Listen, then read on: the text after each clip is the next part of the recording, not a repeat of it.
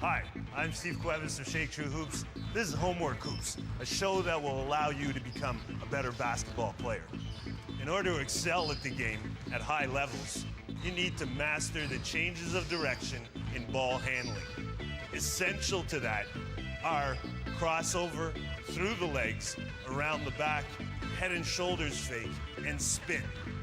All of those are necessary to excel at the highest levels. We've got some guys working on that stuff. We're gonna check it out. Ball handling at Shake True Hoops.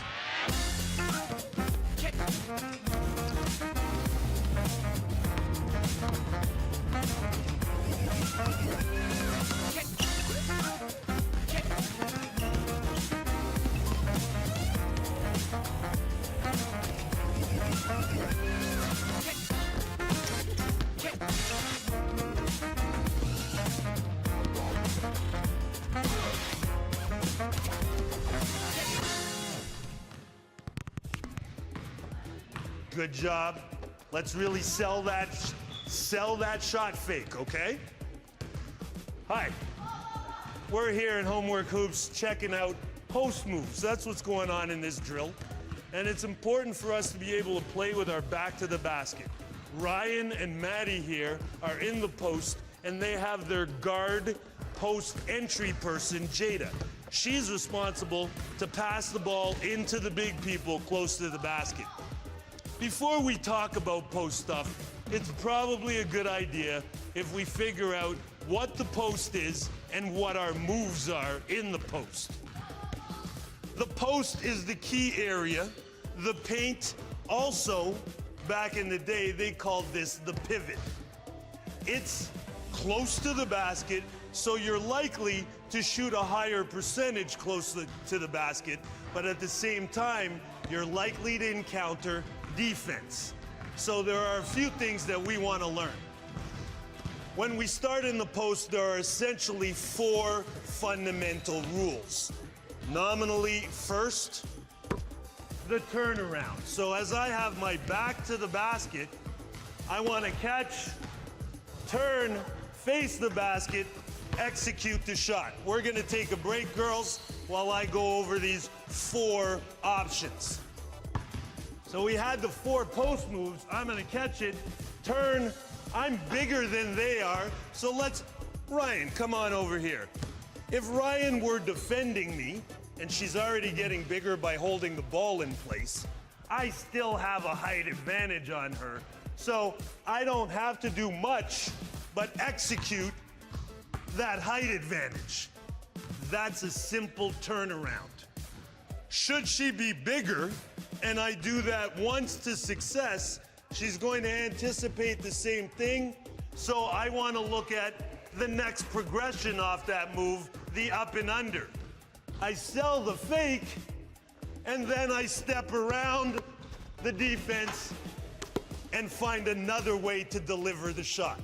That's the up and under, able to be done going to the baseline as I just showed, or going to the middle and then stepping up and doing the move. Our next move, again, I have a defender behind me. I've done the up and under, I've done the turnaround. We got 2 left. This is called the drop step, and usually used against a player that is smaller than I am. I'm gonna drop my closest leg to the basket, straight behind me, execute a dribble, turn, and shoot. The dropping of the leg and the turning usually pushes defense out of the way, allowing an unimpeded path to the basket. That's the drop step. Again, a move I should be able to do either way, left or right, to the baseline or to the middle. This leads us to our last and my favorite personal shot, the hook shot. It is the shot that, if developed well, is virtually unstoppable, but very hard to execute at the same time. So I want to lean one way, bring the ball away from my body, and execute a flick at the apex of my height.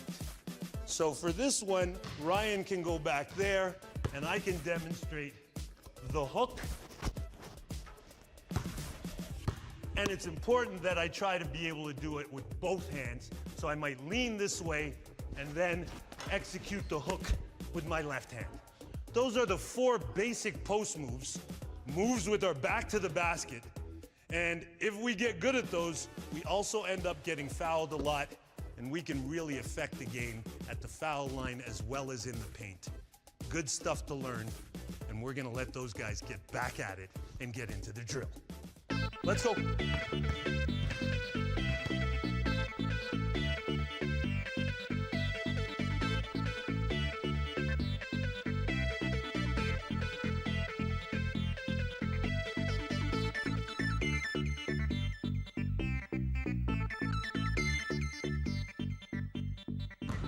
Okay, in this drill, we've got some great stuff going on. We've got a 3-man drill, 3-person drill, 2 post players, and a guard who is responsible for delivering a good pass into the post. What I'm seeing is a lot of great habits happening. We've got a guard who is conscientious about moving from spot to spot, protecting the ball, and giving good passes that can be caught. Essential to her success is after passing, she's gonna move and change her location so defense is caught unawares. Important in success in the post is that we always catch with 2 hands and that we secure the ball and protect it before turning and facing the basket. That way, we don't lose the ball to defenders. During a post move, it's really important that you keep the ball over your head so it's harder for your defender to slap it out of your hands. While you're down low, you really want to work on the 3 C's. Catch, chin, and check, so that you know where your defender is and you can read them. And when you're the guard, you want to make sure that you're explosive and fast. When you're passing, you want to make sure that you do a fake so that you have a clear pass. And some fakes and passes would be the up-high fake and the down-low pass, or the down-low fake and up-high pass. As he catches, he's going to rip the ball in the direction that it was going. So it came from there, it's going this way, he's gonna catch and continue that motion below his knees. Then his dribble's gonna be a penetrating dribble to here, and from here, he's gonna kick that ball to that guy.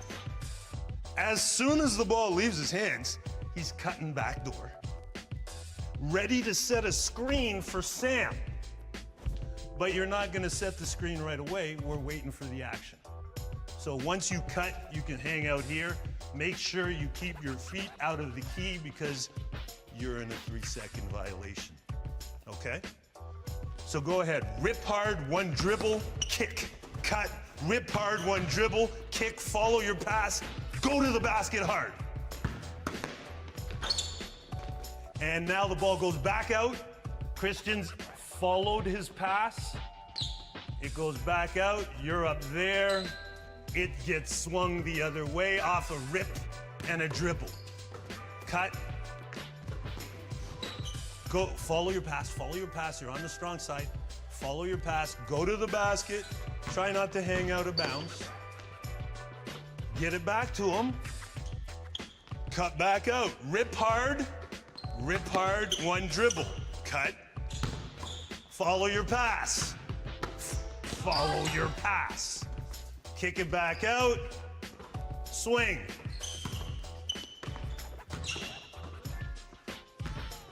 Okay, good. I'm seeing some good stuff. There's some stuff we need to work on also. Let's get the ball back in the corner, and we're back in our spots.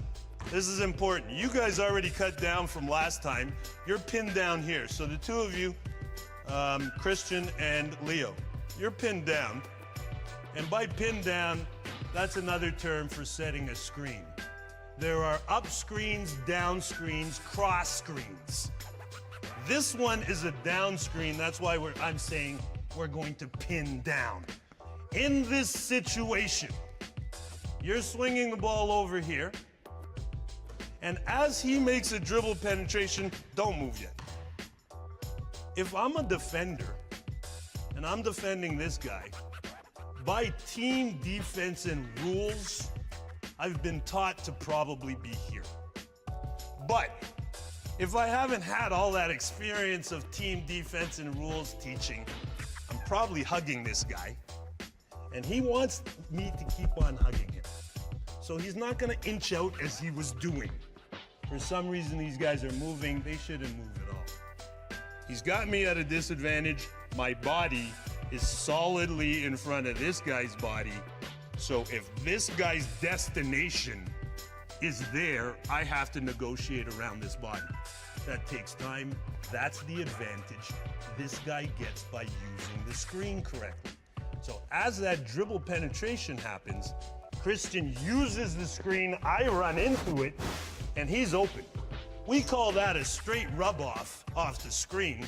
And usually the result of that is gonna be a catch and shoot opportunity anywhere from, Leo, can you come back here? Give the ball back to Jackson. Christian, come on down here. His open path starts here. He's open now. If he gets the ball now, this guy's in between me and him. A common mistake for most kids learning to use screens is they think their destination is there when they could catch it here. That's a big mistake that we overlook. We're not concerned with that spot if we can get a closer basket here. So as you take that, he checks out what I'm doing. As you take your dribble in, he pops out. He may be open right there for that same catch and shoot that he was planning to get out there. This one is a higher percentage catch and shoot. And at your level, defense is going to be like a magnet. So if I'm the defense and I haven't trained for this situation, I'm going to run into this guy every time. Every time. I know he's an obstacle, I'm still gonna run into him, and then I'm gonna try to negotiate. I do that all the time. Got it. So I don't want to run into this contact guy. I don't want to, but I'm going to because I haven't trained to anticipate. And that's why we're here, to learn that kind of information so that we can recognize what's coming. So he just got an open jump shot 8 feet from the basket. We hope he can make it, but thousands of us miss this shot. So you know, at a good situation, you just pass, you're going in for a rebound. Okay, in this situation, we're not gonna shoot the ball. We're gonna have you catch it out there. And Leo is your partner. I just ran off the screen here. I ran into Leo and I'm hooked up against him. My job is not over. I think I still have to hustle to get back to him out there. As I do that, Leo's partner probably understands I was hooked up, so he's also helping. So attention is not on Leo. Leo flies out to the corner. I'm on a closeout. You kick it out to him. And now, most team defenses always like to send the opponent to the baseline. Now, what I mean by that, this is the baseline. If I'm a defender on most teams, my coach will instruct in this situation, which is called a closeout. I'm trying to reduce the amount of space between myself and the guy I'm supposed to be covering, and it's a difficult situation in basketball. It happens all the time. Closing out on the ball is the toughest thing defensively to deal with. So I'm facing a closeout. My coaches usually tell me, take away the middle, close out to angle him to go to the baseline. Now that seems like simple information, but it's hard to execute. So as I come out, I understand not to give him this path, which gives him that path. That's a direct path to the basket. I hate to do that because it's against all of my better instincts as a basketball player. So what I need to do is take this away, and then as he goes, I have to anticipate and try to take this away. Most of the time, I am going to fail. So this guy's gonna get a layup. Offensively, if we learn to swing the ball quickly, then at the end of the swing, 90% of the time, you're going to run into a closeout sending you to the baseline. Please take that closeout. Go baseline and be ready to pull up, shoot a jump shot, pull up, shoot a floater, or a runner from here. The reason you'll want the floater, runner, and jump shot is because maybe you might encounter a great team, in which case, if the ball is swung, this guy here, who was on the guy at the beginning of the swing, is gonna run to here and take this away. But he can't run that far. So if you got a pull-up jump shot, you're gravy. You got a lot of baskets ahead of you. If you've got a floater, things are good for you. If you've got a runner, things are good for you. If you don't have that, then you might want to think about shooting the three or passing the ball, because you're not going to get a layup. But if you have all of those things and you do well on understanding, as soon as I get the swing, I'm going to rip and go baseline, you will get layups against bad defense. And you will encounter bad defense in every game you play from here until you're 22 at least. There's somebody on the floor who you're playing against who's going to play bad defense. It might not be the guy who's covering you, but somewhere there's bad defense on the floor. So you want to take advantage of that, okay? So we're going to try to move the ball quickly, do this drill, and you guys are going to go down there and do the same thing, okay? Here are the offensive moments that I'm looking for. I want to catch, rip, be able to hit that jump shot, and that's a small ball, so that's why I missed that. That's my built-in excuse. I want to be able to rip, so I want to catch from him. Ball, catch from him, rip, go baseline, be able to pump and put it off the glass. I want that floater, which is going to be something like this. And you probably want to follow through on your floater so your wrist actually completes the floating shooting motion. And the runner is going to be something like this. Okay? So those are all the finishes you want to get on top of. And we're going to practice them right now. I want to be a great player. I got to take my body seriously. I got to understand what movements I'm going to do. And I got to practice those incessantly, because I'm going to have to use those same body motions in a multitude of situations in games. In order to understand my body perfectly, I want to talk to a specialist. Our specialist is Darren Vera from Skills Movement. Darren? Thanks, Shake. Most people know that in order to be a successful basketball player, you got to work on your basketball-specific skills. You got to develop your body in a way that's going to make you successful on the court. What most people forget about is that you got to prepare the joints so that you have longevity long after you're done playing basketball, and so that you minimize your chance of injury on the court. I'm going to focus on a joint preparation series for the knees, because the knees is an area that a lot of basketball players tend to suffer from. We're going to get into 5 exercises to prepare the knee joint for longevity. The first exercise is called the skier. You're going to do 5 per side. The object here is to keep the feet flat on the ground, facing forward. You're going to squat down and rotate your body as much as you can. Squat down, turn to the other side. Rotate your body as much as you can. You should feel a twisting force on the knee joint, and you might feel it on the ankle joint as well. Again, 5 reps per side, 3 sets should be good. Thanks. Okay, the next movement, inside squats for the medial aspect of the knee. You're going to stand a little bit wider than shoulder width apart. Roll onto the inside of the feet.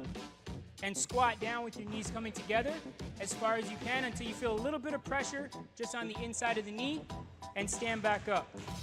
5 reps, 3 sets, should be good.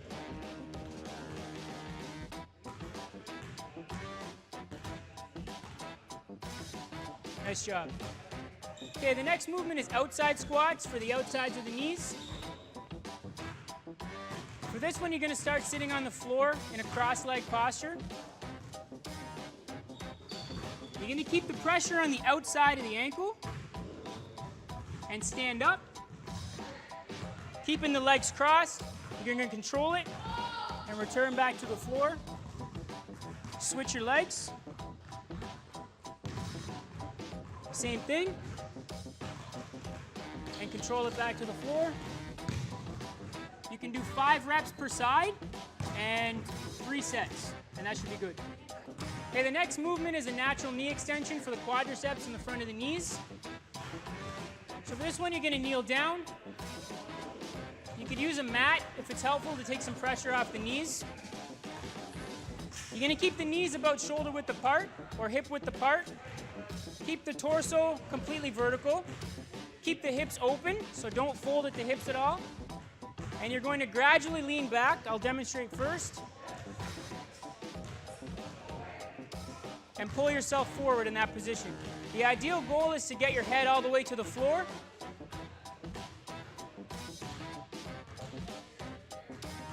But at the beginning, you can go back to about a 45-degree angle until you develop the strength to go a little bit further. So we'll do 5 reps.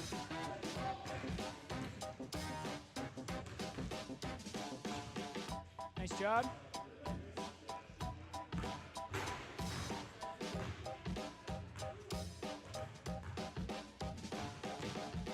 That's 3, 2 more.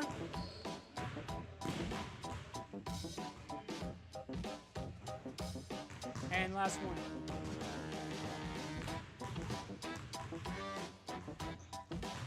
Nice job. So 5 reps, 3 sets should be good. Okay, the last movement in the series is a natural leg curl. It's for the hamstrings, the muscles at the back of the leg and just above the knee. These muscles are extremely important to develop to avoid knee injuries, to keep the knees healthy, and also helps you develop your jumping and explosive power. You're going to need a partner for this drill. Start kneeling down on the mat. Your partner's going to be positioned behind you, holding your ankles down.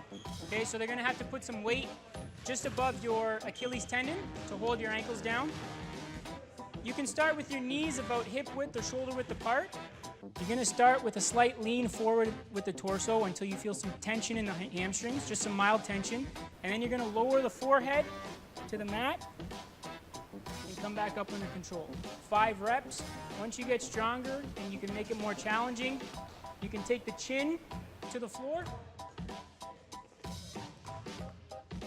And once that becomes easy, you can take the chest to the floor.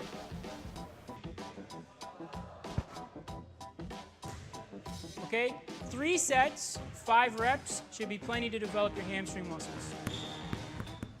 Thanks, Darren. Basketball is going to have injuries. Joint preparation is essential to success. We want to see you next time. Shake Tree Hoops, Homework Hoops. Are you as good as you can be? I was born from the bottom, raised to the top.